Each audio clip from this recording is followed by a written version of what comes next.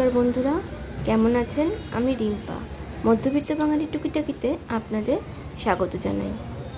সকালবেলা বৃষ্টি মাথায় নিয়ে আমি আর দোলন বেরিয়ে পড়েছি। যখন বেরিয়েছি তখন বাজে প্রায় 6:30। কত হয়েছে? মিষ্টি কেনা হয়ে গেছে। এবার আমি আর দোলন যাচ্ছি। কোথায় যাচ্ছি চলুন দেখাই। যে রাস্তায় বৃষ্টি হয়ে কত কাদা জমে গেছে বুঝতেই পাচ্ছেন। এখানে যার বাড়িতে এসছি সেখানে জুতো খুলে ঢুকতে হবে। এই যে এখানে জুতো রাখতে হচ্ছে। আমরা চলে এসেছিলাম রাজপুরের মা বিপত্তারিণী চণ্ডীবাড়িতে। বিয়ের আগে প্রায় মার কাছে চলে আসতাম। তখন এত জুতো রাখার জায়গা, মিষ্টির দোকান বা নিচের দোকান, এত কিছু জাঁকজমক ছিল না। আর মন্দিরে ঢোকার সময় যে বড় গেট, এটাও ছিল না। বিয়ের আগে বলতে প্রায় 15 বছর আগেকার কথা বলছি।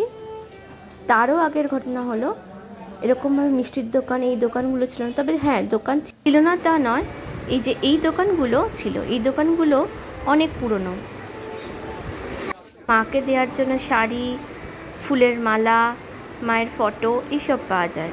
মায়ের ঘরে আমরা চলে এসেছি। এখন নিচেই এরা ঝুড়ির ব্যবস্থা করেছে। আগে ওপরে ঝুড়ি নিত আর ফুল দিত। এখন মায়ের কাছে ফুলও লিমিটেড হয়ে গেছে, ফুলও দেয়া যায় না। সবার জন্য একটা করেই ফুল। এই যে উড়ু হয়ে গেছে প্রথম ব্যাচে। আমরা এই সময়টাতে পুজো দেবো না, এর পরেরটাতে পুজো দেবো। বসে পড়ি। আমাকে কি সুন্দর লাগছে দেখতে। পুজো দেওয়ার পরে মাকে প্রণাম করে একবার এই মন্দিরের পাশে যে ঠাকুর দেবতা আছে তাদেরকে একবার করে প্রণাম করে তারপরে বেরিয়ে যাব।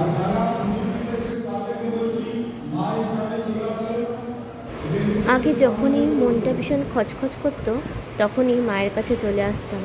মায়ের কাছে এলে যেন মন শান্ত হয়ে যেত।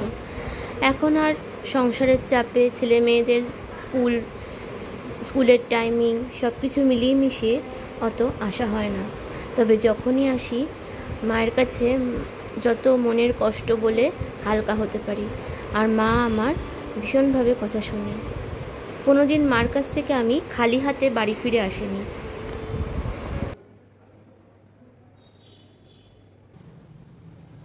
আগে সামনে দিয়ে পুজো দিয়ে সামনে দিয়ে বেরোনো যেত, এখন মন্দির দিয়ে পিছন দিয়ে বেরোতে হয়। ব্যাস, আমাদের পুজো শেষ, আমরা বেরিয়ে পড়েছি।